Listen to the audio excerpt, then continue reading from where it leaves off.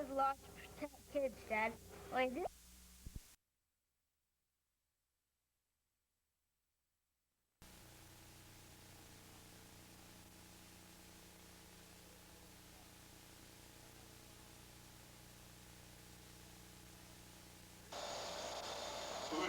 Mary Doyle for your Iowa Power Company.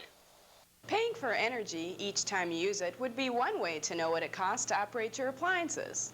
But Iowa Power has a better way. This energy diet booklet shows you exactly how much it costs to operate each appliance in your home by the minute, hour, day, job. So if you'd like to reduce your energy costs, this booklet shows you the best places to cut back. The booklet shows you how. The decision is up to you. So write for or pick up a free copy at your Iowa Power office.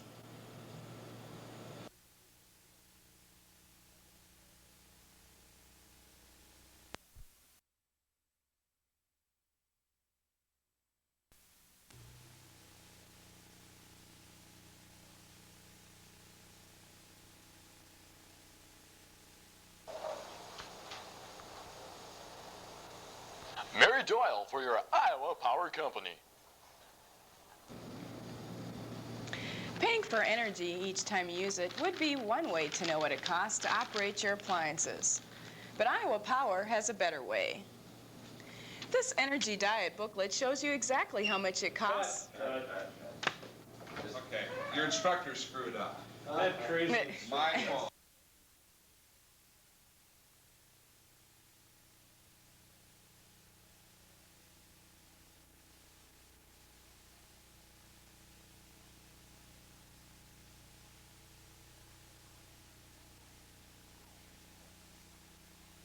Mary Doyle for your Iowa Power Company.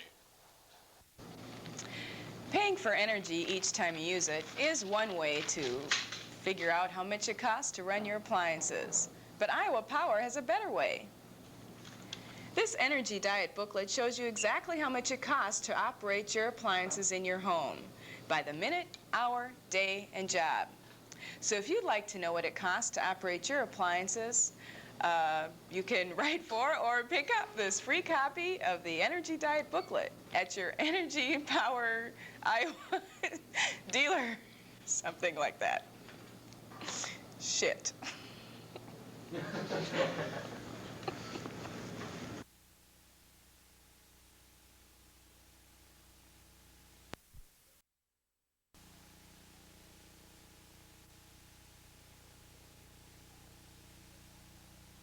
Mary Doyle for your Iowa Power Company. Paying for energy each time you use it is one way to know what it costs to operate your appliances. But Iowa Power has a better way. This energy diet booklet shows you exactly what it costs to operate your appliances by the minute, hour, day, job. So if you'd like to reduce your bill, this booklet shows you the best ways to cut back. The booklet shows you how. The decision is up to you. So write for or pick up your free copy at your Iowa Power office.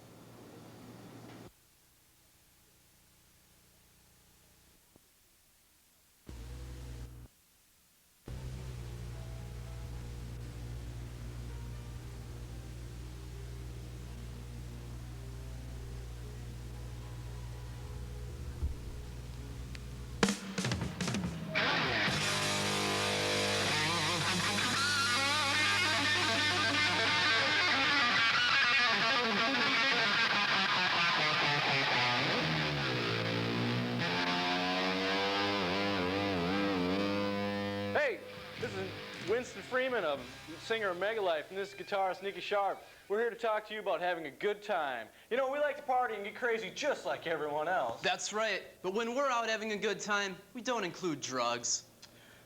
You know, each year over 10,000 young people die as a result of drugs.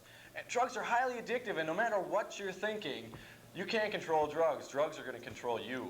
So when you're out having a good time, do like we do. Stay away from the drugs!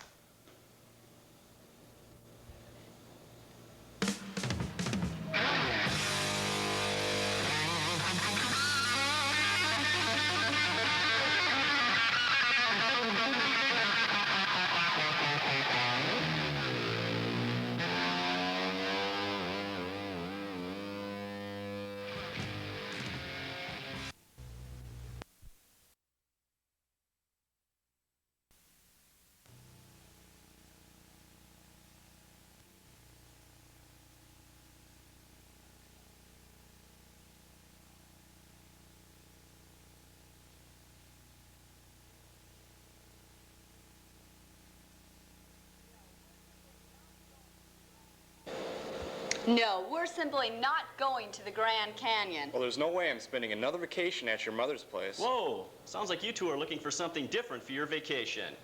Well, thanks to recent low airfares, Mike Mullen Travel can send you to England at a surprisingly affordable rate. Picture yourself at the Tower of Big Ben and the British Parliament.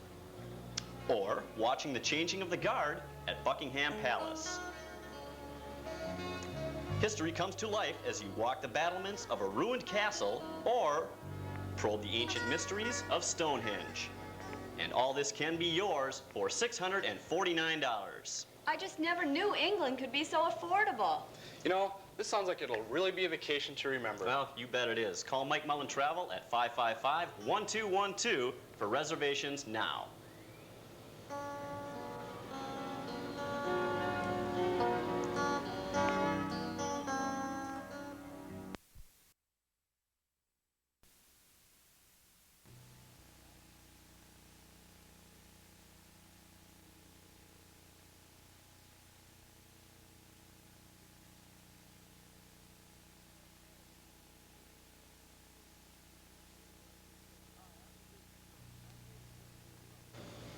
Hi, I'm Jim Strunk, and I'm here to tell you about a new breakthrough in medical hair loss treatment, Miracle Cream. As John applies a small amount to his receding area, he'll notice a slight tingling effect. I can feel it tingling. Miracle Hair Cream is a non-prescription formula available at your local pharmacy. Applied twice daily for 4 weeks, and you'll notice results. It really works. I even applied some on my chest, and it drives the women crazy.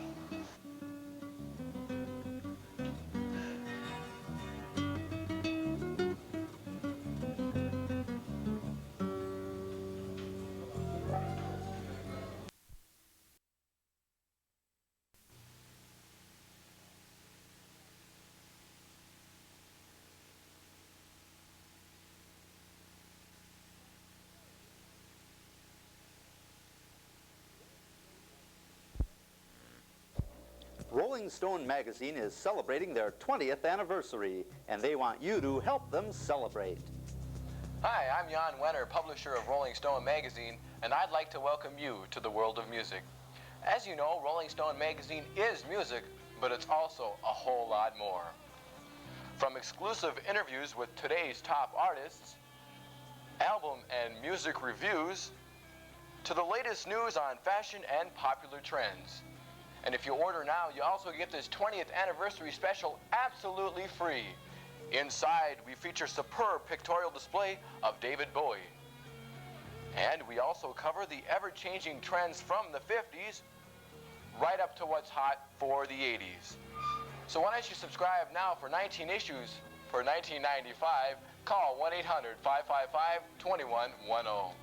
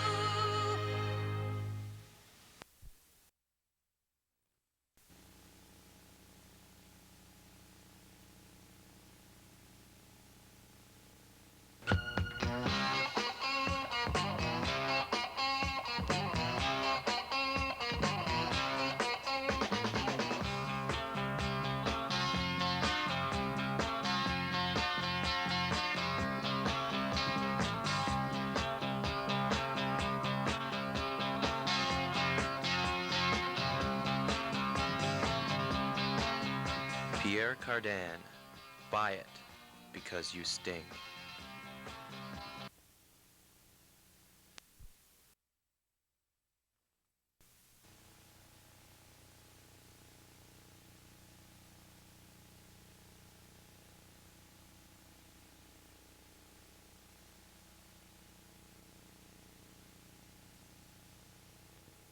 For several years now, the people who live and work in downtown Minneapolis have been waiting for something to happen in the Old Mill District. After several years of legal maneuverings, financial wizardry, and planning, renovation has finally begun in the area.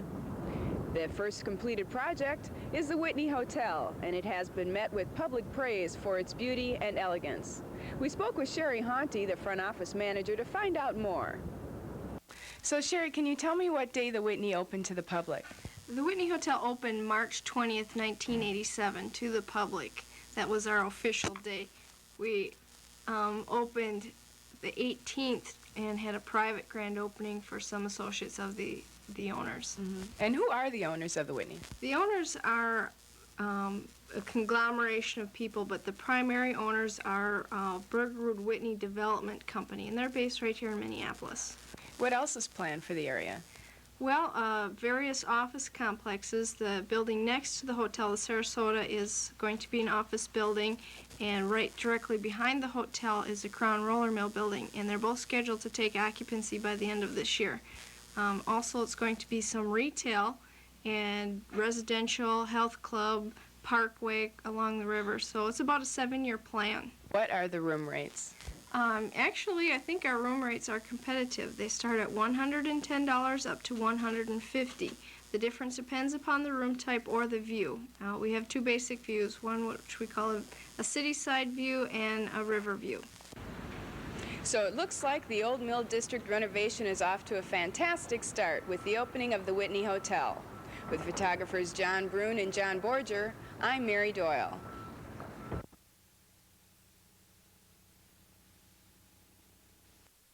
The reputation as the cultural capital of the upper Midwest and the economic center of the Northern Plains. Despite this area's long winters and short summers, the people who live here enjoy a quality of life that they say is second to none. We'll try to find out why they feel that way today, Wednesday, May the 20th, 1987. From NBC News, this is Today, live from Minneapolis, with Bryant Gumbel and Jane Pauley. Throughout this country, there are many cities that go hand in hand, but there are only two that are always joined at the lip. Together, Minneapolis and St. Paul have shared problems and fortunes, and on this day, they are sharing a much-needed rain that has chased some of us inside.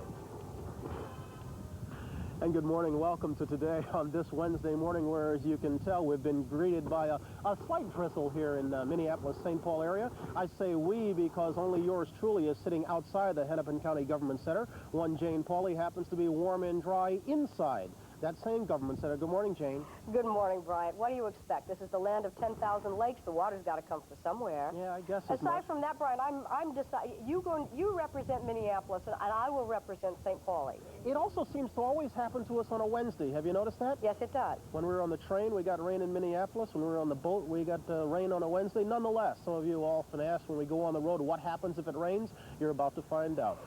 We're going to take a look at some of that sibling rivalry that Jane alluded to, and in this half hour, try to find out exactly what it is that makes St. Paul much different than Minneapolis. Jane? Minnesota is well known around the world for a fiercely competitive brand of politics. We're going to meet Minnesota's Attorney General. His name, Hubert H. Humphrey III. This is also a pretty good place to do a show. There are more than 90 theaters here, and we'll be meeting the cast of the world's longest-running play with the original cast. And about those lakes, there are about 10,000, and we'll look at a couple. Jane, this is an area that prides itself in the accomplishments of the immigrants who settled here and built this community. We're going to take a look at the problems of the latest wave of immigrants to come to the Twin Cities. That's the Moon community, the Moon refugees of the farmlands of Laos. And we're also going to see how the Twin Cities area is taking a page from the Nashville book and getting into the music scene in a very big way. All that's to come. Let's start out at the news desk in New York. Warm and dry also in this morning, Studio 3B. John Palmer. Good morning, John.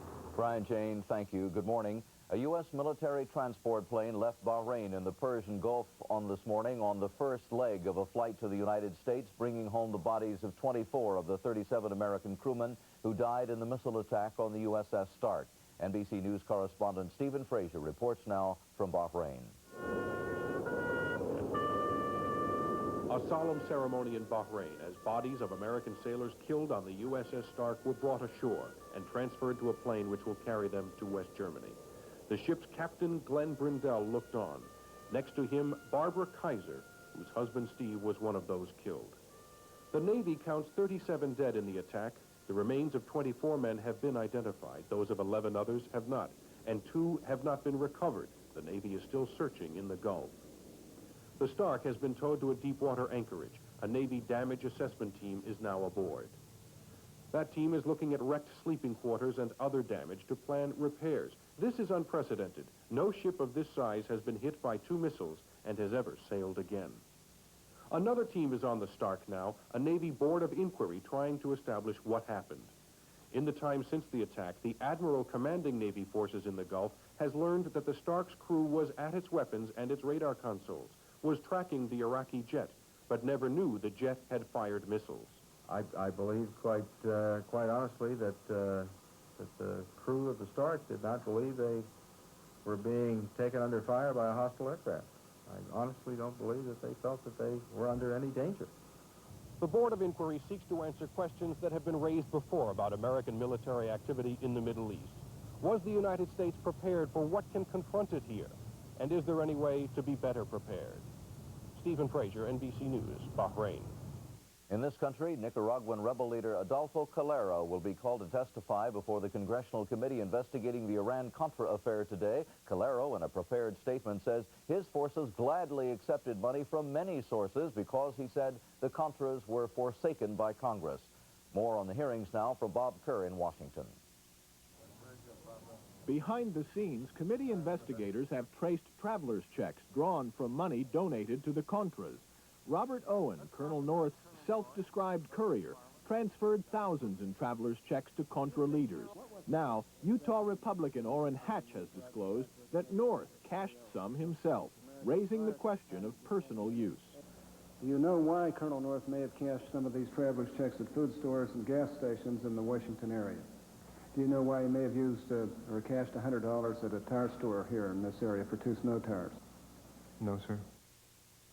Owen recalled his wedding day when North showed up with a gift. He did provide me $1,000 in traveler's checks, and I said I don't feel comfortable taking this, but he said no, please use it as you see fit.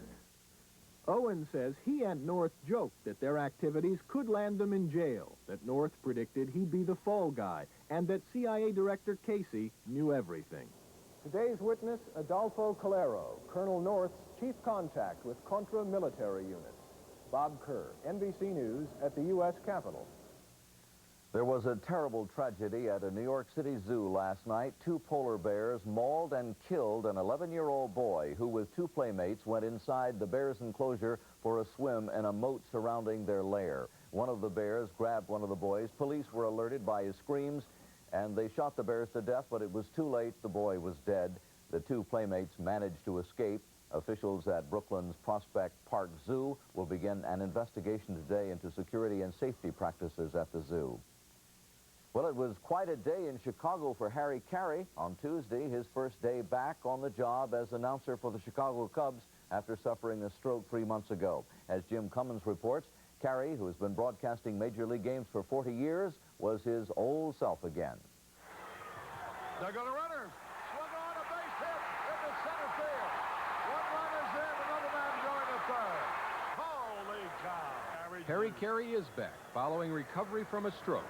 41 pounds lighter and more exuberant than ever. There's a line third, base hit. 1 run in. And the Cubs have men at first and third. How about that? His return to the broadcast booth was marked by a proclamation from the governor, a telephone call from the president, and it's great to have you back, and a salute from almost 29,000 fans at Wrigley Field. Wish send a note up to him. You know, he'll say hello to your grandma or anybody you want. Get well wishes to Bob Skiffington, the Budweiser man from Decatur. Kerry says now he's fully recovered and he has no plans to retire soon. As long as it's fun for me and as long as it's fun for the people, as long as the people enjoy it, then I want to stick around.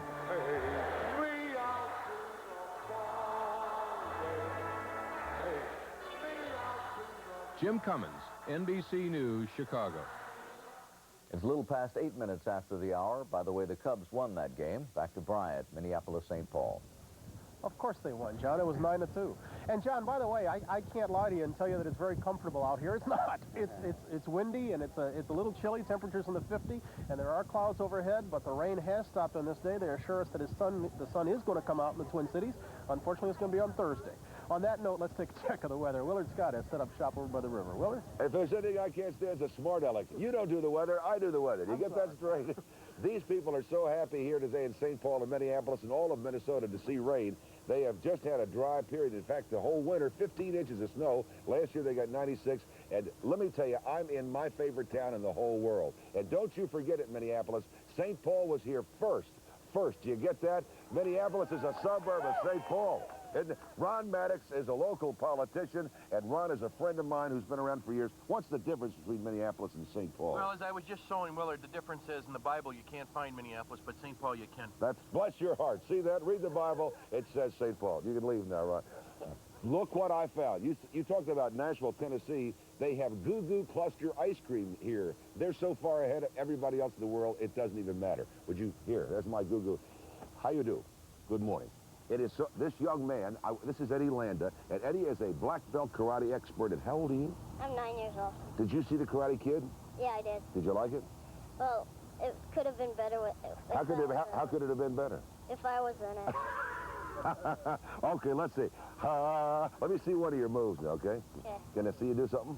Let's Okay, see. look, first, I have these T-shirts. Oh, that's very nice. And, one's a National Karate T-shirt. That's where I go. Right. Now, June Reed's a friend of mine. I love him. Oh. Yeah. And, this is an Eddie Landa shirt. Oh, that's what your shirt. Well, I wish you the best. Give me one of your moves. Let me see one of your best moves, okay? Here we go. Hi-yah! Hi-yah! Hey, man, let's hear it. There you go. Fantastic. If I did that, I'd be in the hospital over here. What is it, St. Joseph's? Another great, only in St. Paul. If you got to get sick, this is the place to do it. Let's do the weather and check the act this morning. We do have some severe weather this morning, and it's in my right pocket, and as soon as I get it out, I'll read it to you. Don't go away. Here's a note. Buy some butter and milk on the way home. Slight chance of severe thunderstorms, tornadoes, and guess where? Eastern half of the plains, and that's where we are, basically the Mississippi Valley. South from Minneapolis today, all the way down through the western Ohio Valley.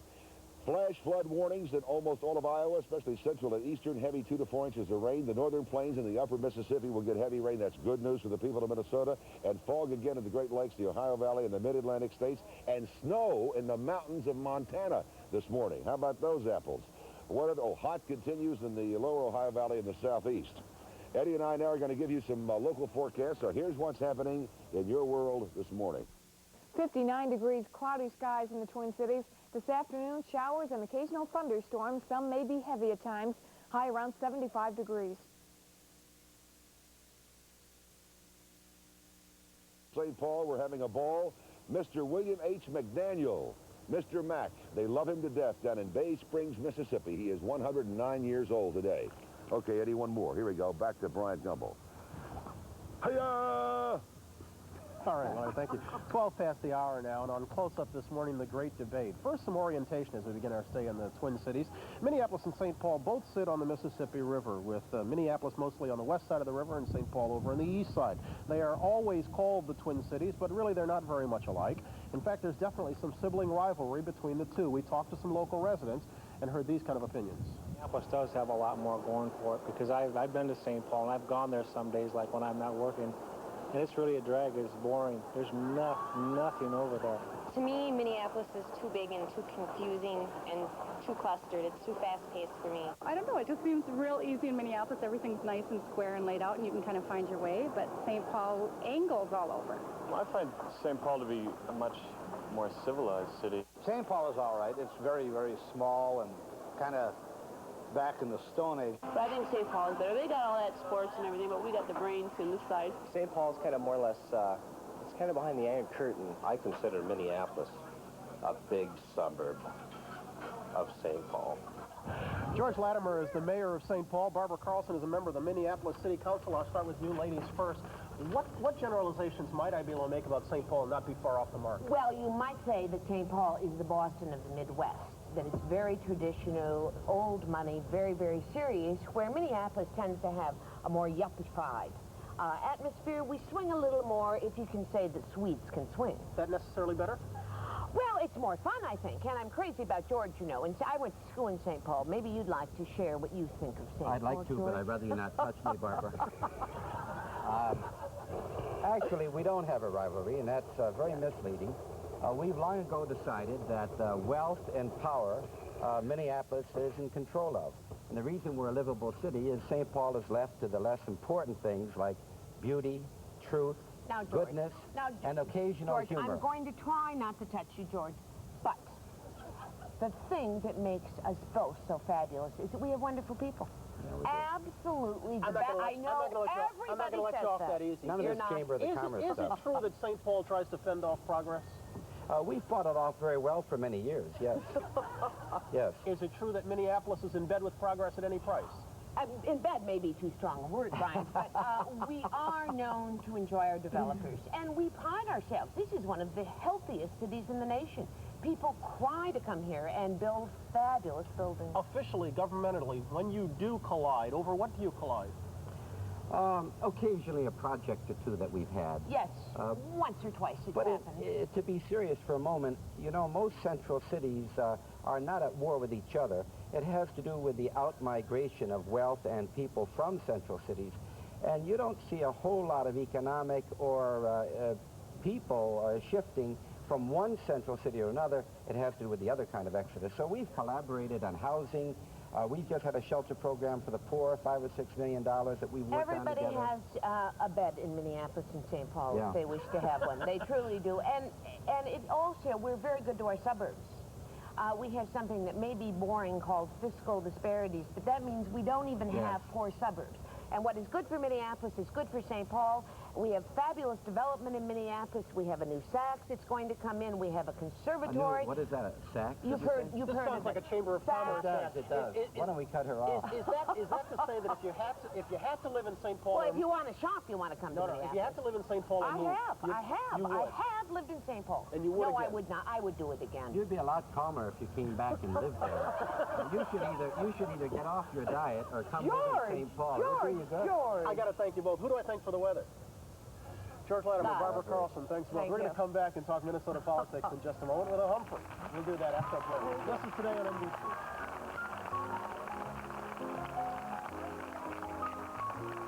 Here in Minneapolis.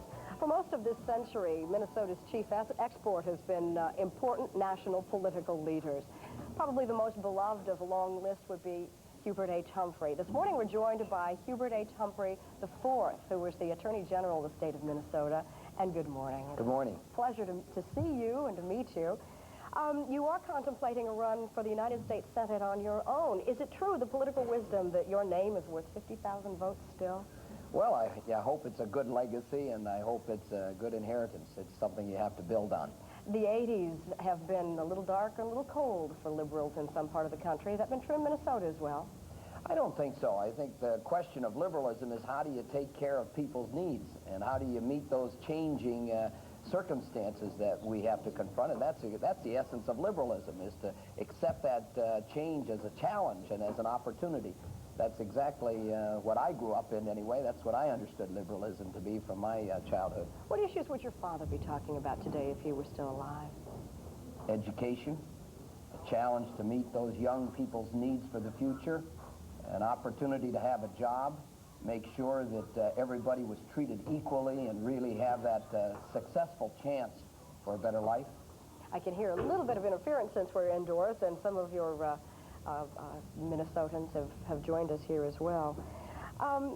Do you feel the climate changing at all on the national scene for political leaders? And if so, where is the national profile, high-profile Minnesota political leader today? I think there is a change. I think the public is looking for honest answers. I think they're looking for responsible action. They are accepting the hard, difficult challenges that we have to confront, and I don't think they're looking for those simple, sweet, worded answers anymore. I think they understand that there are some real tough challenges out there, and with that kind of acceptance, they want their government to be working along their side, by their side. Minnesota legislature just passed a tax increase. Minnesotans any happier about taxes than they are anywhere else in the country? Absolutely not. I'm not, I can tell you that. But I think that we're willing to accept the fact that if we want to have the services and want to have the assistance that some of those programs provide and that educational base, that we have to pay for it and that we have to accept that that's our responsibility, not the next generation's responsibility to pay for. We come to expect Minnesota to be in the forefront on many issues, not just raising taxes. Parental leave. You were the first in the country to, well, you fill in the blank. Well, this is our legislative session just ended up 2 days ago, and they adopted legislation that will allow a mother and a father an opportunity to have parental leave for a 6-week period. We think that's the right way to go, that you ought to have emphasis on that family, particularly in those first 6 weeks of a young child's life. Hubert H. Humphrey III. It's a pretty good name. In fact, you gave it to your son, Hubert H. Humphrey IV? Yes, yeah. Absolutely. Well, it is once again a pleasure. Thank you. And we'll be back in a moment. This is Today in Minneapolis on NBC. The station break on this Wednesday morning, and we've coached you outside. It's not that bad out here. The Attorney General Humphrey told me a fact about Minnesota I did not know. What's that? Largest per capita consumption of popcorn. Is that right? Yeah, he said they used to have popcorn for Sunday dinner. We're also going to check. Did you know also that we have the barbecue in this state? And you're the barbecue on this morning. Robes, can we get a shot of all the heaters we have lined up here to try to keep us warm? Somewhere along the line, Jane's going to cook. We're going to come back in just a moment. There's more ahead from them. We're outside, and the weather's a little bit inclement, so we got a barbecue going on down here. And we're about to turn Jane over because she's almost done, but look at those babies. They're not putting out enough, guys. I got to tell you, it's still a little chilly out here. They're putting out some flames, I'm here to tell you. I know that, but if you get burned, don't worry. Yeah. We've got people standing by.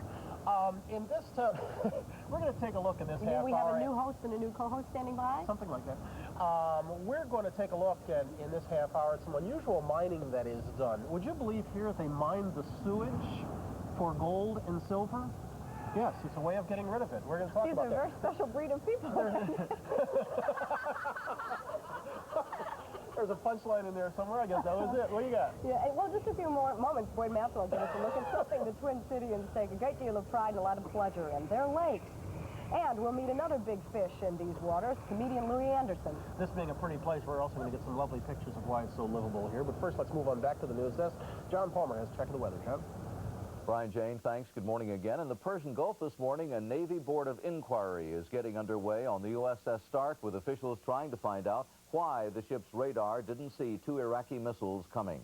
And as that investigation gets underway, the bodies of most of the sailors killed in the attack have been brought to Bahrain, where this morning they were transported to a plane which is now taking them to West Germany, then on home to this country. 24 of the victims of the ship attack have been identified. 11 others are still unidentified. 2 are missing. 2 sailors who were seriously burned in that attack are being flown to the United States today from West Germany. The 2, Petty Officers James Wheeler of El Paso, Texas, and Lawrence Bearford of Spotsylvania, Virginia, were put on a medical transport plane this morning. Both men are said to be alert and in stable condition. A top Iraqi official said this morning that the fighter pilot who fired at the USS Stark did not receive any signals from the American frigate. And according to the Iraqi foreign minister, the pilot believed he was firing at an Iranian vessel. In New York City, an 11-year-old boy was killed last night when he was attacked by 2 polar bears at a Brooklyn zoo. The boy apparently had wanted to swim in the moat around the bear's enclosure when he was killed and his body partially devoured. Police shot and killed both bears. Officials had feared that 2 other children may also have been killed, but the 2 returned home a short time later. A top Contra leader, Adolfo Calero, is the latest witness to testify at the Iran-Contra hearings today. Calero is expected to outline how the Nicaraguan Contras got their money after Congress had cut off U.S. aid to the Contras. Former President Richard Nixon is in Paris this morning, where he met with French President Mitterrand. The two men spoke, among other things, about the ongoing arms talks between the United States and the Soviet Union. The former president is in Paris to be honored by the French Academy of Fine Arts. It's now 33 after the hour. Back to Minneapolis, St. Paul, and to chilly Bryant Gumbel. All right, John, thanks very much. Willard has a check of the weather for us in just a moment, and then we'll check out what that Land O'Lakes means on all those Minnesota license plates. That's to come in a moment for Wednesday morning right after this. It's obvious, but Willard Scott has the rest. Sir. Ah, that this too solid flesh should melt forsooth, forsake.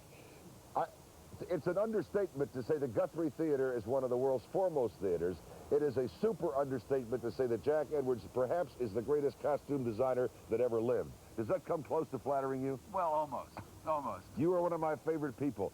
Jack made a Santa Claus suit for me that is second to none a few years ago. We became friends. Jack, you do the work at the Guthrie. You brought some of your beautiful people this morning and some of your costumes. Can you give us a brief description? This lovely, magnificent, was it Edwardian costume? Yes. This was last year's production at the Guthrie of Great Expectations. And the one next was also last year of On the Verge. Absolutely beautiful. And Gary is wearing the opening production of this year's Misanthrope. Great wig. Which opens early in June. And then this is The Importance of Being Earnest from 2 years ago. With birds in hand and birds on head. The best, Jack, and the best to you. Thank you for coming by at this hour of the morning, and thank you all. You're beautiful people, and the costumes they're Jack Edwards. That's all. Thank you. What more can you say? That's it. There's only one. Let's check the act this morning and see what we have in the weather department. If you're interested at all right here in Minneapolis, good news. We have some showers. But guess what? When I'm on the air, the weatherman, it's outside. It's not raining, right? It's not raining today. It's raining inside, but not outside. Look out, though, a slight chance of severe thunderstorms and possible tornado activity. Eastern half of the plains, the Mississippi Valley, and south from Minneapolis down through the western Ohio Valley. Flash flood watches with heavy rain in central and eastern Iowa, all through the northern plains and the upper Mississippi. Fog this morning in the Great Lakes, the Ohio and the mid-Atlantic states. Cloudy with snow. What is this? That's a four-letter word. Snow in the mountains of Montana. Windy in the northern Rockies and hot in the Ohio Valley and throughout the southeast. And now, forsooth, here's what's happening in your world this morning.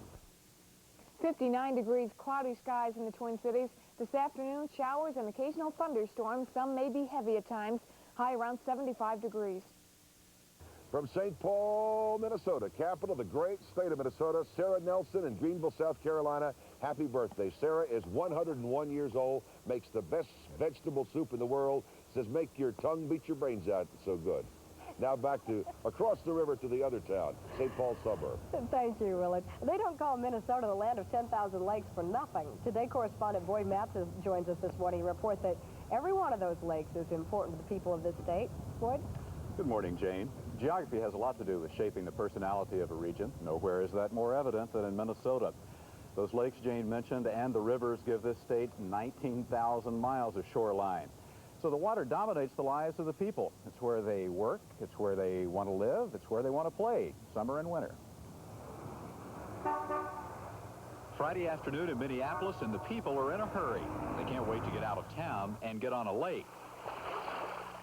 They don't have to go far. 95% of Minnesotans live within 20 minutes of recreational waters.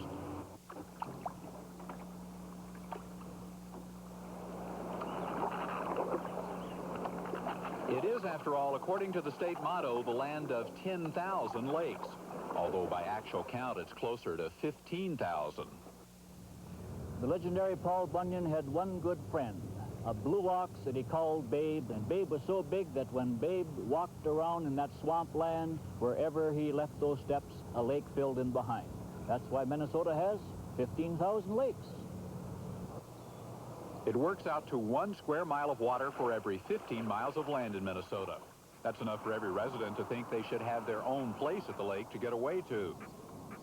Many do. There are 81,000 summer lake cabins in the state.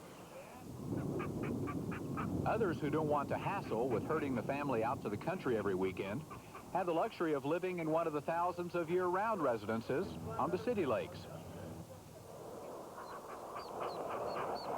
And then there are a few who've decided they need a house on the water in the city and in the country. Yes, it's a bit redundant. We bought the cabin at the lake first, and then we bought the nice house on the lake as our city place, too. So we have a variety of ways of relating to lakes here. I'm not sure where it is, but somewhere in the Bible, God said that if you're a Minnesotan, you're entitled to a lake, and that's your payment for surviving the winter, you see. So we all think that it's our God-given right to live on a lake someplace, and you took that away from us, there'd be no reason to stay, I suspect. We sail every Saturday and every Sunday and every holiday and every Wednesday night. We got a short season, we make the best of it. Minneapolis, a name that means the city of lakes, and there are more than 100 of them in this metropolitan area. That makes it easy on any summer weekend for people to exercise their water rights. Normally, after the ice melts, people put everything into the water but their bodies. Swimming has to wait until July before the water's warm enough. This year has been an exception. A heat wave has brought the bathing suits out in May. No other place to be in the United States but here in Lake Minnetonka. And you can quote me on that. $24,000 for that boat. You could buy a good car and a small house for that. You can't buy a good car. You can buy a car. If you talk to anyone that's ridden in the boat, everyone at work who's ridden in it wants to buy it, and everyone we've taken on it wants to buy it. Not everyone can pay $24,000, but they could pay $289 a month, though. Those monthly payments must sound good. In Minnesota, there is one registered boat for every 4.5 adults. People enjoy their skiing and sailing. But fishing is what they do most in their boats. There are more licensed fishermen per capita in Minnesota than anywhere in the nation. The key fish in Minnesota is the walleye, and when somebody says they're going fishing, they're going walleye fishing unless they say otherwise. Fishing season opened at midnight last Friday. The bait shops were packed. Well, I'm probably the only one in my family that's going to have a fireball jig with a stinger hook. Attaboy, Hank! The loon is the state bird, but an outsider might wonder if that refers to the waterfowl or the fishermen, who every year stay up all night to catch the beginning of the season. Number 4 so far, fairly small. We'll let them go, get bigger. Come on! Fishing is not a sport, it's a religion. Certainly on opening day, anyway. Maybe the opening day excitement is understandable, but they were there again the next day at Lake Bemidji, in the rain. And if you come back in the middle of winter, in the snow, and on the ice, Minnesotans will still be fishing. It seems you can't keep them off the water here, even when it's frozen. How many lakes do they have? They got more lakes than they have names here. They've got 156 long lakes, 7 little long lakes, 122 rice lakes. It goes on, they're doubling up. So if somebody says, meet me at Long Lake for a picnic, you'll never know where they meet. Thank you, Boyd. In a moment, we give new meaning to the phrase, waste not, want not, after these messages. And how clean their place is. The air is clean, the water is clean. In fact, Minnesota was the first state to pass an acid rain law. Now they have found a way to mine their sewage for gold and silver, creating their own brand of alchemy. The Mississippi River actually begins about 200 miles north of downtown Minneapolis. By the time the river flows between the twin cities of Minneapolis and St. Paul, it has become just like any other industrial highway, home to tons of high-tech waste. Now, this waste, along with the sewage from more than 100 communities in and around metropolitan Minneapolis, is fed here. Locally, it's called the Pig's Eye. Officially, it is called the Metropolitan Waste Treatment Plant. Now, 10 million gallons of dirty water flow into that plant every hour. First, it is strained, then it is processed into 200 tons of sludge a day. But even after the sludge is burned, they are still stuck with 55 tons of ash every single day, enough to fill several lagoons the size of football fields. Is it a waste? Not really. Now it's hot stuff. Now that the University of Minnesota and a private corporation have found a way to mine that ash for gold and silver and other precious metals. Joining us here in downtown Minneapolis this morning is Louis Barcher. He is the plant manager of the waste treatment plant. Where'd you get this idea to mine this for gold and silver? Well, I can't say that it was my idea or anyone in particular's idea. It was a joint effort. What we were faced with, our first mission is to get clean water at the Metro plant. But what we end up with in the process of doing that is a sludge that we've learned now how to use as fuel. We make steam with that sludge. So we end up with this huge quantity of ash, and in this case, we didn't know what to do with it or where to put it. So we examined a whole lot of possibilities. But literally, we went to the public sector and asked them, what would you like to do with it? What do you think we should do? And back came this idea of mining it. How much gold and silver can there be in it? I mean, Jane made the joke earlier, this must be a special breed of people, but I mean, where's it coming from? No, we know it's in there. It's, you know, the standard jokes about Aunt Lucy dropping her ring in the garbage disposal, or Grandpa dropping his bridge work in the toilet. That happens.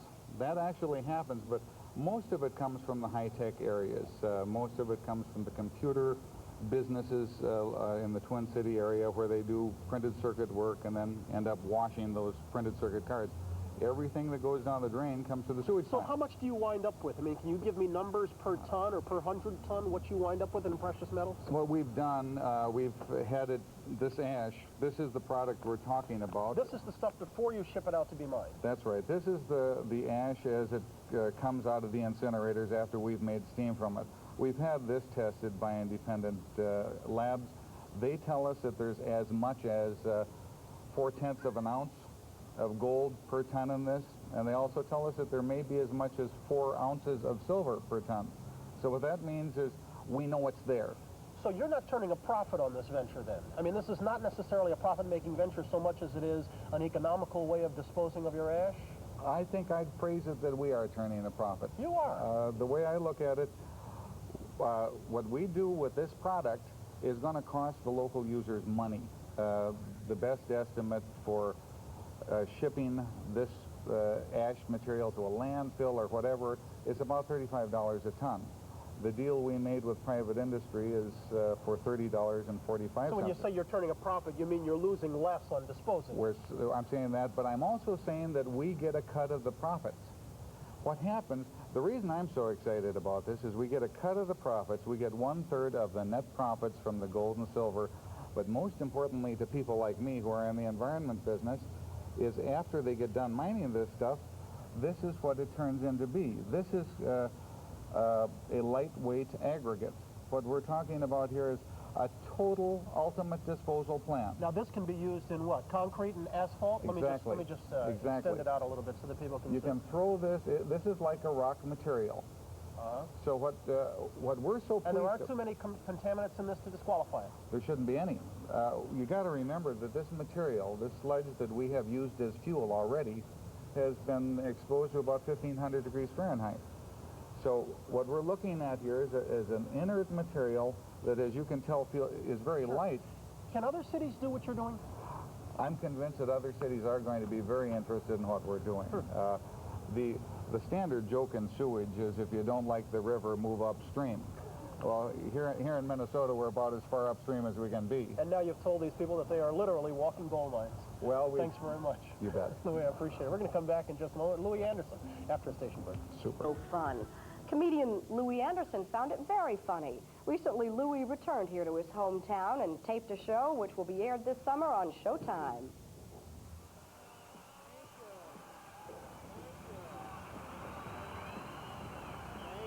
The show was taped at the Tyrone Guthrie Theater, where they normally do things like Shakespeare.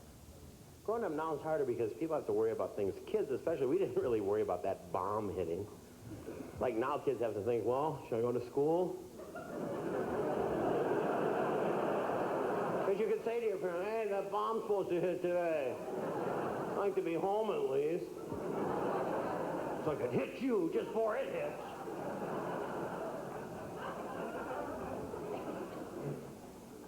Let's face it, the only people prepared for the bomb are the punk rockers. They look like we're going to.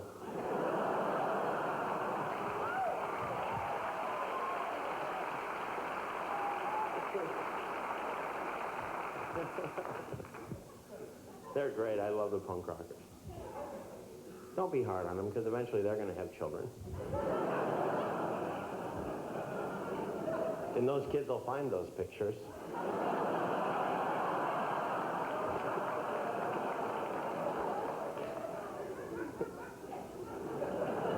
And if they have any little brothers named Tommy, this is what your real parents look like.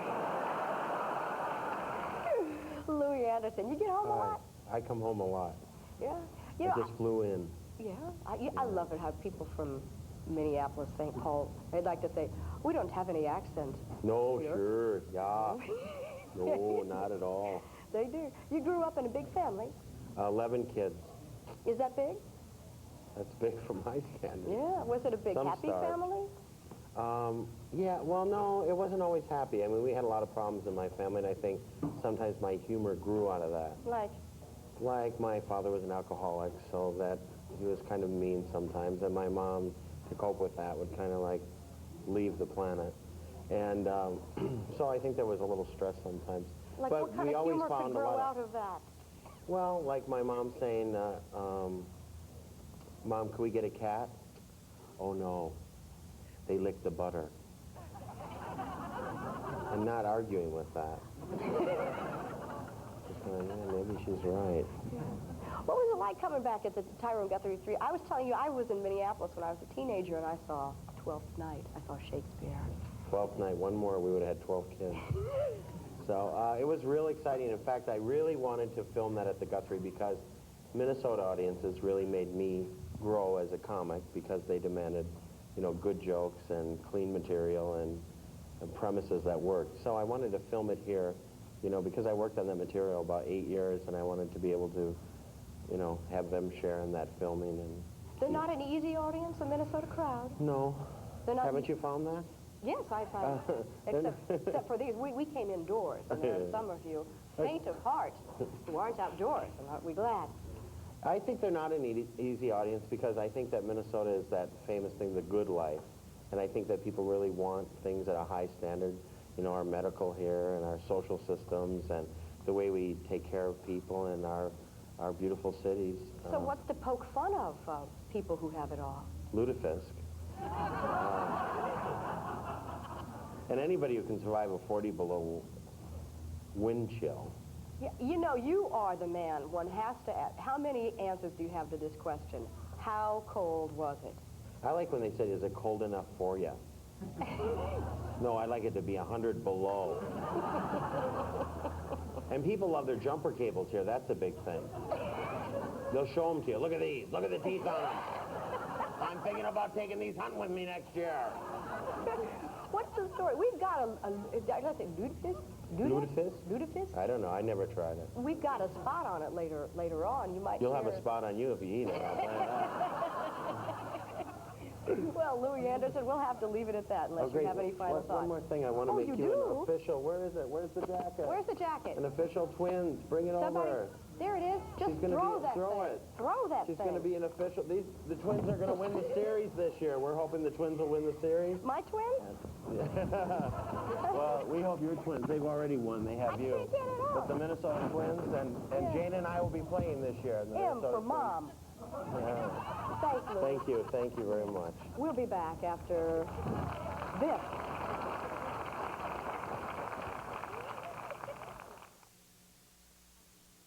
By the way? You know, I didn't read that. I did all my homework except for that, Brian. See, there I was. I wasn't in the jacuzzi. You I was were reading watching about a it. basketball game. Well, of course I was. And by the way, you know, since you got a Twins jacket, I should tell you last night that Corey Snyder ruined your evening then. Right? Isn't that right? Corey Snyder of the Cleveland Indians hit a 2-run homer off Mark Portugal in the 9th inning, I think. He didn't ruin my evening. End of the ball game, ruined my 4-3, morning. right? Is Portugal any good, guys? No? All these people are saying no. But what about Jeff Reardon? No, I mean, I read the other day, they've lit Reardon up for, what, 10 runs in the last 4 2/3 innings? Something like that. I thought he was the answer to your problems.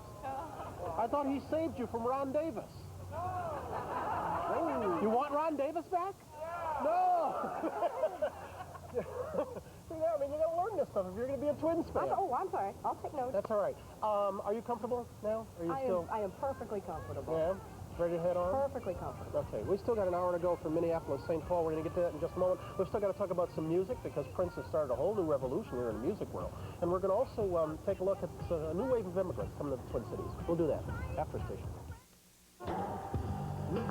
Back now at 8 o'clock on a Wednesday morning, the 20th of May, and yes, we are in the Twin Cities.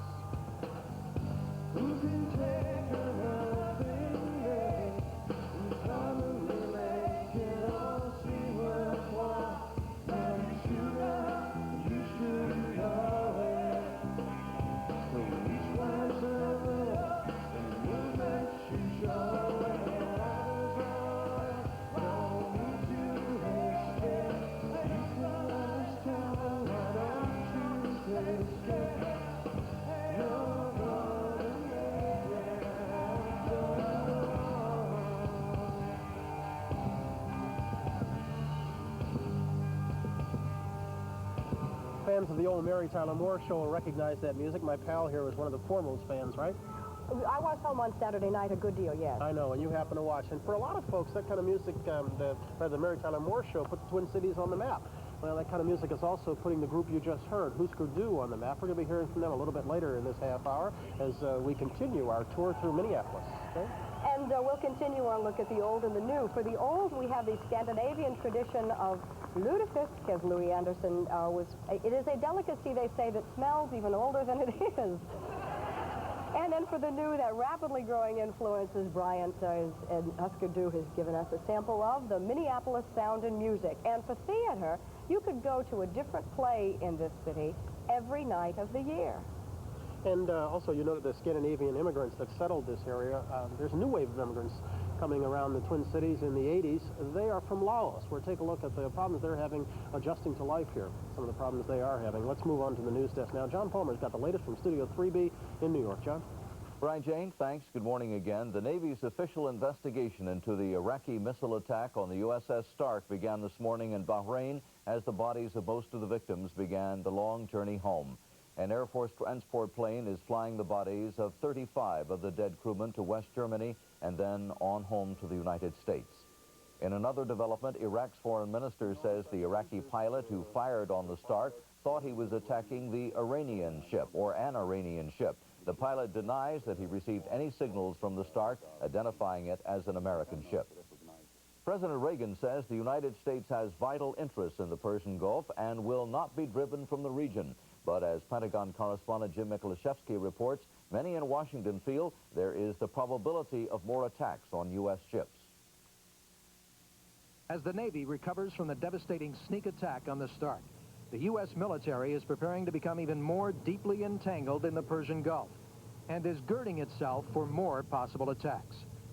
The U.S. Navy will soon begin escorting 11 Kuwaiti oil tankers. Kuwait will sail the tankers under an American flag. That way, the ships will receive Navy escorts, even through the war zone in the far north end of the Gulf, normally skirted by U.S. warships. That has some members of Congress up in arms. Not being able to defend a single ship of our own, we are engaging ourselves in the responsibility to ensure the safety of Kuwaiti ships. The U.S. has pledged to keep the sea lanes open to oil shipping, to protect oil supplies to Europe and Japan. Why is American treasure and U.S. blood being spent to safeguard these oil lifelines to Japan and to Europe? If we are going to exist in the world and keep our freedom, that our people will have to go in harm's way from time to time. And for now, that means the Persian Gulf. Officials here anticipate other U.S. warships will come under attack once those oil tanker escorts begin. Jim Miklashevsky, NBC News, the Pentagon. In other news, Contra leader Adolfo Calero will testify today as a special congressional committee continues its hearings into the Iran-Contra affair. He's expected to testify that the Contras accepted money from foreign donors while the U.S. aid was prohibited by the Congress. Calero says the Contras could not have survived without it. Calero follows 2 days of testimony by Robert Owen, an associate of former NSC aide Oliver North. Owen told of transferring thousands of dollars in traveler's checks to Contra leaders and disclosed that he received an unusual wedding gift from North. He did provide me $1,000 in traveler's checks, and I said, I don't feel comfortable taking this. But he said, no, please, use it as you see fit. Voters in Denver have rejected a controversial proposal that would have guaranteed shelter for the city's homeless. The proposal was supported by a number of civic and religious organizations, but opposed by the 2 leading candidates in the race for mayor. Roger O'Neill has more now from Denver. It may have been the right thing to do, and pre-election polls said 66% of the voters were in favor of guaranteeing shelter to the homeless. Let's shelter the homeless, all right? But behind the curtains of the voting booth, 62% of the voters said no to paying for it. In a city where many are worried about their own futures, the homeless are not front-page news. They can also sleep outside now without fear of the weather. The proposal, dubbed the Hauser of Last Resort, would have required the city to provide shelter if and when other private shelters were full, which is often the case during winter months. Voters apparently agreed with Denver's two major mayoral candidates who said the proposal was too costly, could attract even more homeless here, and could expose the city to lawsuits from persons denied shelter.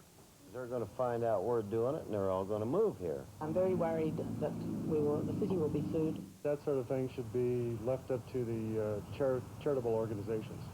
Despite increasing evidence that the homeless are no longer just alcoholics and bums, but women and children, the new unemployed, and mentally impaired people, supporters failed to convince voters here the homeless need more help.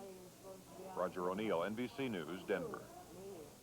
Federico Pena, Denver's first Hispanic mayor, has been forced into a runoff. He finished second to Republican challenger Don Bain in Tuesday's 8-candidate primary. It's now moving up on 7 minutes after the hour of 8 o'clock. Back to Minneapolis, St. Paul, and Brian. All right, John, seems a good time to note that we'll be in Denver tomorrow as we continue our 5-city tour. It's Denver tomorrow and then Albuquerque on Friday. If you're wondering what this is, it's a heater, and yes, I'm glad it's there, no matter how unsightly it may be. Let's take a check of the weather once more out to Willard Scott. It's a beautiful rain today here in the Great Twin Cities area because they need rain. They haven't had any rain for, I guess, at least drought conditions have almost existed for the last couple of months. I want you to meet a friend of mine. This is Mike Sonneborg. Good morning. Good morning. And you're with the Minnesota... Yeah, I'm here representing the Minnesota Orchestra. And you brought me something to eat. Apples, strudel. And that's for your concert season. When's it open? The Summerfest opens July 15th. The best in the business, and you are a good Norwegian. Yeah, Swedish. Swedish. And Finnish. And Finnish. You're finished now. Thank you. I'm finished now. Say good night, Gracie. Good night. Gracie. Okay. They had a contest, right, Paul? Right, the Maxwell House Cities Made Our Way contest. Paul Gericke. Right, here in the Twin Cities. And you won. Now, Maxwell House did this in 18 different cities. Right. A song that was supposed to be representative of the city. Right. You won the contest. Right. And so I'll shut up and let you sing about the Twin Cities, which is called the... Cities Made Our Way. We like the Twin Cities, right? 1 and a 2 and a... Here is Paul Gericke. There's a place where it's cool and it's hot. Summer or winter, there's plenty to do. Take a walk around the lake or ski at the zoo. You can take in a sleigh or go to First Avenue. We like the Twin Cities, the cities that are made our way. Minneapolis and St. Paul, the cities that are made our way. Twin Cities, where it's cool and it's hot. Hey, bravo! Over here, Willard. Bravo! I got something to present you for Maxwell House Coffee. Thank you. An honorary gold record for you. Well, yeah, I want one of yours because you're dynamite. Paul Gericke, Thanks, Will. winner of the Cities Award here and singing a song about Minneapolis and St. Paul, and you're dynamite. Thanks. Thank you. It was a lot of fun. Keep the microphone, I'll keep the flag. Let's check the weather act this morning and see what we have. As far as we're concerned, there's only a few trouble spots, really, but there's actually only a few places where you can see full sun all day. Let's hit those first. Full sun in northern New England, the Pacific Northwest, and all of Florida. However, slight chance of severe thunderstorms and tornadoes in the eastern half of the plains, Mississippi Valley, and south from Minneapolis throughout the western Ohio Valley. Be on the alert. Could see some severe weather as the day wears on. Iowa, central and southern, and look out for some severe flash flooding possible. Heavy rains today, 2 to 4 inches. Fog in the western Great Lakes, the Ohio Valley, and the Mid-Atlantic. Some snow in the western mountains of Montana, windy in the northern Rockies Great Basin, and the heat continues in the Ohio Valley and the southeast. And now, here's what's happening in your world this morning. 59 degrees, cloudy skies in the Twin Cities. This afternoon, showers and occasional thunderstorms. Some may be heavy at times. High around 75 degrees. We have Mabel Carpenter of Richardson. Mabel Carpenter Richardson of Glendale, Ohio. Happy birthday to you. She's 107. Happy birthday to you. Fantastic. Happy birthday, dear They're just going to go to lunch with me. I said I'd get them on Happy television. birthday to Now, you. here's Jane back. Thank you, Willard. Minneapolis and St. Paul aren't the only two cities in this area in fierce competition with each other. Today, correspondent Mike Leonard has found another example. Glenwood, Minnesota, and Madison, Minnesota, are just like hundreds of other small Scandinavian-influenced towns in this state. Oh, yeah? Except that there seems to be something fishy going on. Something slightly off-center. Something slightly out of character. Remember, Norwegians are supposed to be quiet folk. Certainly not the kind of people who brag. No. Certainly not the kind of people who mutter Oofta. lightly. Oofta? Oofta. Oofta. Oofta. When something goes wrong, it's oofta. And something certainly has gone wrong here. Something that has caused this clean-living, peaceful, family-oriented populace to get all steamed up. That something is... Lutefisk. Lutefisk. Lutefisk? Lutefisk. Lutefisk? L-U-T-E-F-I-S-K. You haven't heard of lutefisk? The Norwegian codfish that's dried, then luted or soaked in lye for 20 days to become... Lutefisk. Lutefisk? Whatever. It's a delicacy, and it's seasonal. Once a year. That's it, huh? Yeah, that's enough. It's like a fine wine. It grows on you. Think you feel like a Norwegian. And that's where the oof stuff comes in. Madison, Minnesota has gone to great commercial lengths, based on its per capita consumption of this stuff, to promote its town as Madison, Minnesota, Lutefisk capital, USA. Funny. Guess what Glenwood also claims to be? The Lutefisk capital. Well, Madison? Anything comes out good. Somebody else tries to imitate it or beat it or, you know. Well, Glenwood? They hold title to nothing over there. Madison says it eats more. Glenwood says it produces more. Can they prove that? Yeah. Just stick your nose in that building and take a whiff. Ferocious. Wear same pair of socks for a month, and that's what lutefisk smells like. And that's coming from the people who proudly make the stuff. Their motto... If it don't stink, it ain't so. ...refers to the fish in its dried state. Getting rid of the smell, however, is simple. Just prepare it for consumption. You can bake it. You can boil it. You can cook it in a dishwasher. Just run a normal cycle. Dishwasher. Madison? Glenwood. What's going on here? A parade down the streets of Glenwood to honor a fish? And why did the people of Madison decide to show up, crashing Glenwood's party with their souped-up cod on wheels? See, we have a fish with no lake, but they have a lake with no fish. If you got time to go fishing, I'll show you some fish. Why all the arguing? No, Glenwood isn't even a threat, really. I don't think they got a leg to stand on. Isn't it silly? It's all having fun, and you couldn't go into a big city and do what we did today and get away with it. You'd be arrested. So that is the point that the people of Glenwood and the people of Madison are trying to make. Well, we think small-town America is alive and kicking.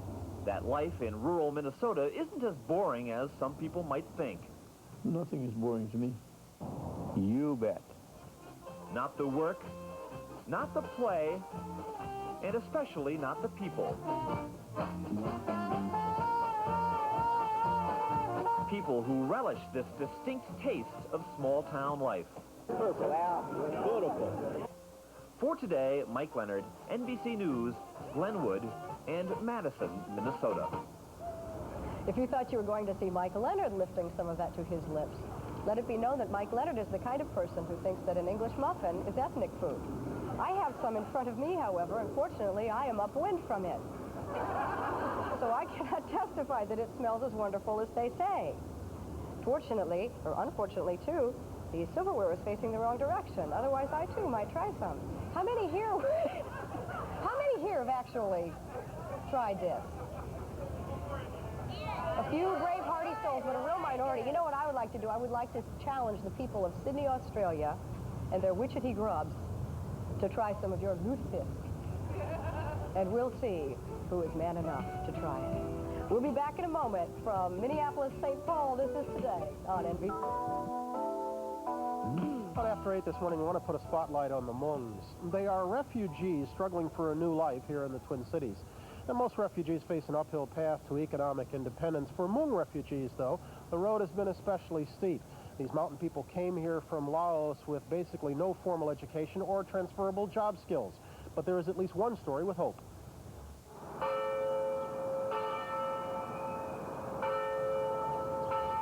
It's Sunday in St. Paul, and the century-old Church of St. Mary's is sparkling. Its stained glass windows have been restored to their original beauty thanks to the hard work of some special members of the congregation, like Gatu Ali.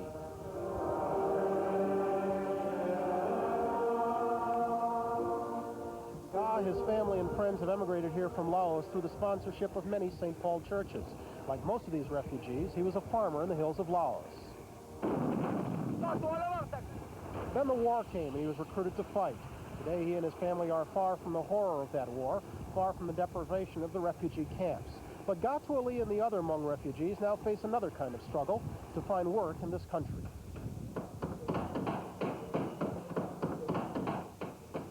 Still, Ga is one of the lucky ones, though. He is learning a trade.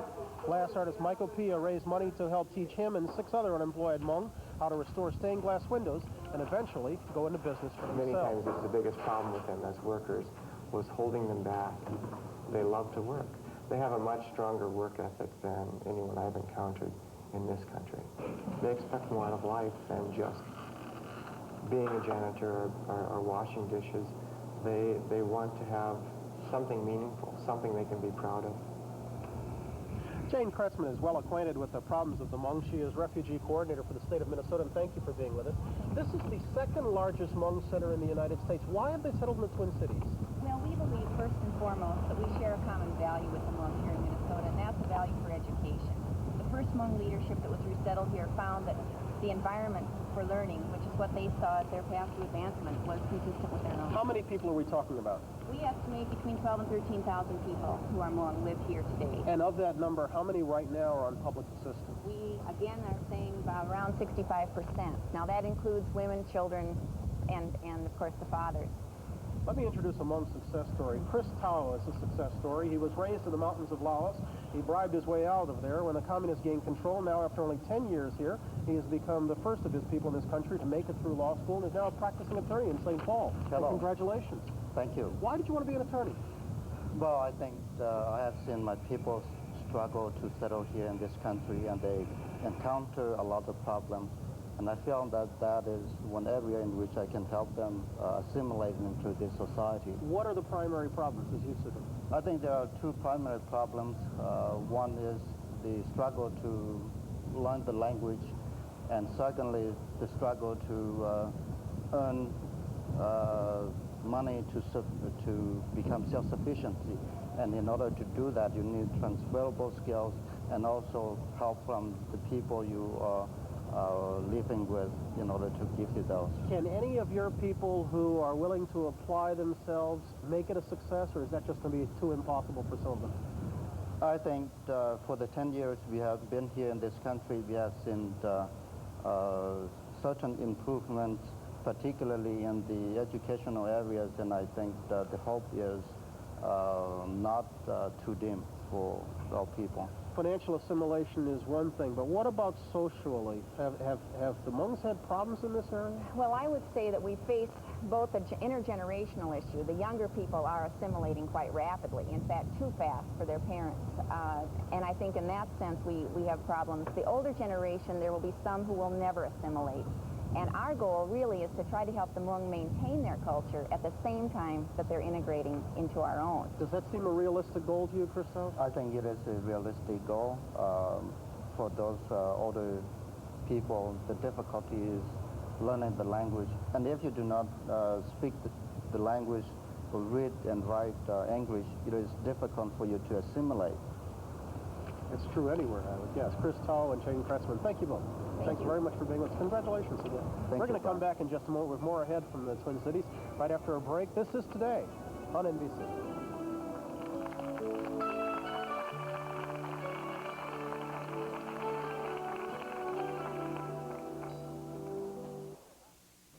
Dan Martin and his family live in a pretty tough neighborhood. So when it came to making their home the pride of the neighborhood, they chose Pittsburgh paint. They wanted Pittsburgh paint for its true, even color, its creamy texture. But when it's all said and done, the Martins chose a paint they knew would last, giving them years of durable beauty and protection. You see, the Martins really do live in a pretty tough neighborhood. One of nearly 100 theaters in the metropolitan area. The Chanhassen Dinner Theater, just west of Minneapolis, has 4 shows running at all times. One of them, I Do, has become a local legend. David Anders and Susan Geppinger started it all in 1971, playing husband and wife in the 2-character musical, which chronicles 50 years of a marriage. Together, forever, forever together, for this is the promise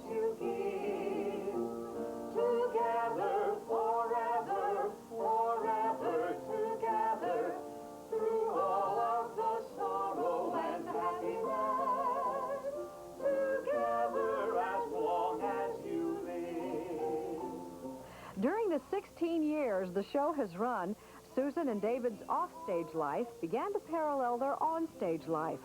They fell in love, and like the characters in the play, they married. Later, again like the characters they play, they had 2 children, a boy and a girl. Aaron is now 10 years old. Chris is 12. The family lives just a few miles from the theater where for most of the last 16 years, Mom and Dad have gone to work, playing 2 people who have managed to keep the marriage going for 50 years. Susan Geppinger and David Anders join us now. David, I know there was a time when you'd be putting a little gray in your hair to look older, and now what, you do the opposite? I have to darken the beard and wear a wig now to do the first act. You must think of I Do as a career. Yes, I think so, and our kids don't think of us ever having a different job. You know, we've always done it since they've known us, and of course we started doing it before we were even married. You do other things from time to time, too, so as actors you are not Little Johnny One Note. What if I were to ask aloud the audience how many of them have seen your production of I Do, would a lot of people say yes? Right. I know of 2. Our kids are here and they've seen it. How many have seen I Do at the channel? Oh, great. Well, that is quite a lot. Beautiful. Why don't we play a little bit of it? I'm told that the production itself, to do it for actors, is a killer. Why don't we look at a clip? You ain't heard nothing yet.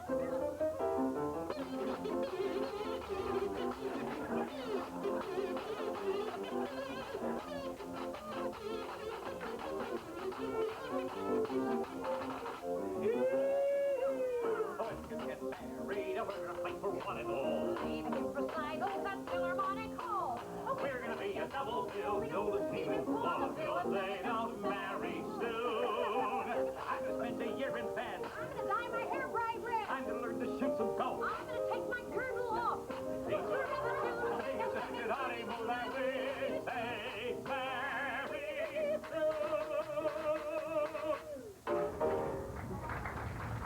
Susan Geppinger, David Anders, thank you. For people who are tuning in late, that was not the Minneapolis sound. You will hear that in just a moment. Time for station break. Thank you, David.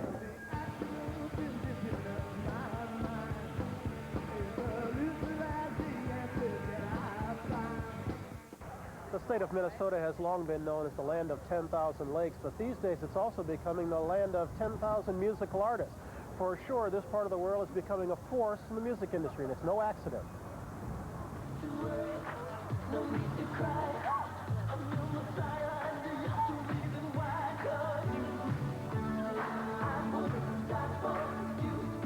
Minneapolis, St. Paul is clearly the hotbed of music in the country, and I think per capita we have more musical talent than any other metropolitan market. The big turning point seems to be Prince's Purple Rain, most of which was filmed here. 23 acts have been signed to national contracts for the first time since Purple Rain came out. And the 2 years prior to that, there were 3 acts signed to national labels out of here.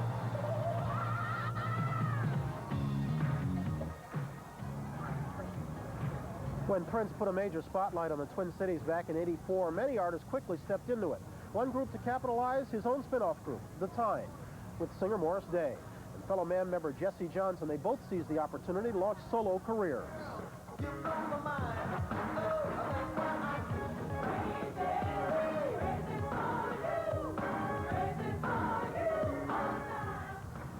It is within the walls of this nondescript building on Nicollet Avenue that Minneapolis music continues to thrive. Out of Flight Time Studios came 6 of last year's most popular records. They just happen to bear the stamp of 2 other former members of The Time, the hottest writer-producer team in music today, Jimmy Jam and Terry Lewis. We don't think of our songs as being better than anybody else's. I think what makes them successful is we always strive for good melodies. Even if it's just a dance song or just a song, up-tempo, funky song or whatever, we always try to go by, if we stripped all the drum machines and all the synthesizers and all the hip 1980 things away, would they still stand up as songs in their own right?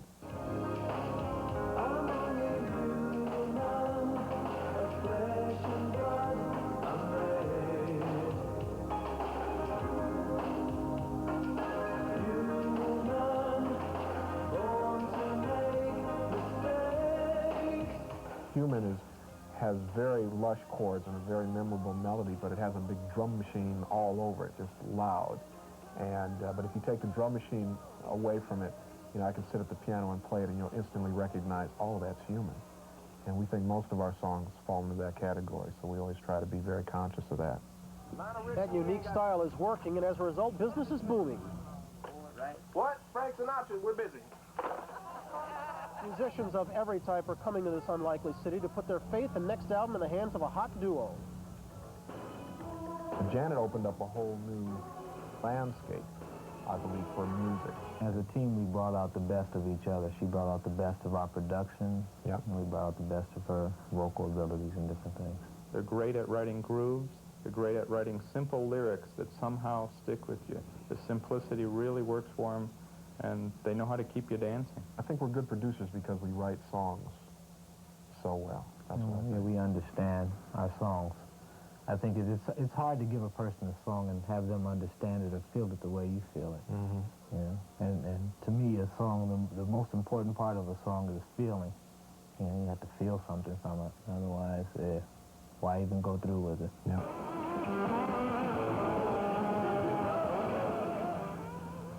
But there is another side of the Minneapolis music scene. An abundance of nightclubs provides the perfect platform for local homegrown talent. And these so-called garage bands have ample space to showcase their wares and wait for a big break. Husker Du is a band that's making its name known around these parts and nationally too. And Bob Bold, why don't you do the introductions to the other two members for us? Myself, Bob, the guitar player. This is Grant Hart, our drummer, vocalist, co-songwriter. Greg Norton, bassist, vocalist, and also songwriter. I'm not going to try to assign a label to your music, but how would you describe it? Popular music, I guess, rock and roll. Just good old hard rock and roll? That's it. Are you going for commercial success, or is it enough to be happy here in the Twin Cities? Well, we tour all over the world, and we just pretty much play our music the way it happens, and we get commercial success. That's just the benefit of being happy. Let me get away and let you play something, okay?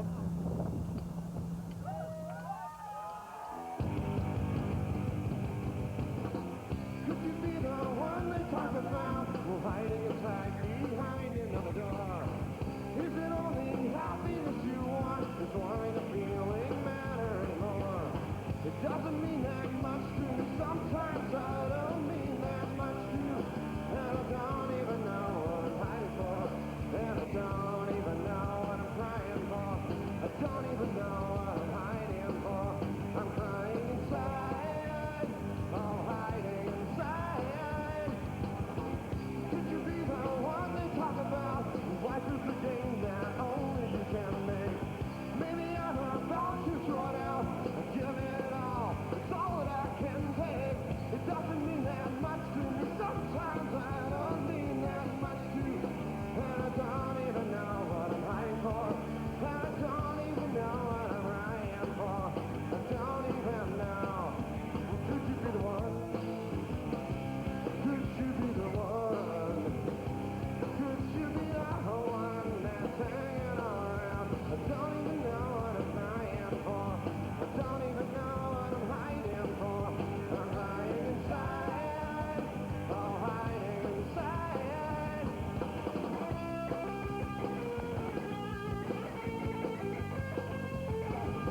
We're going to come back in just a moment and disappear to the sounds of Husker Du. But first, here's a word from Nancy Ford.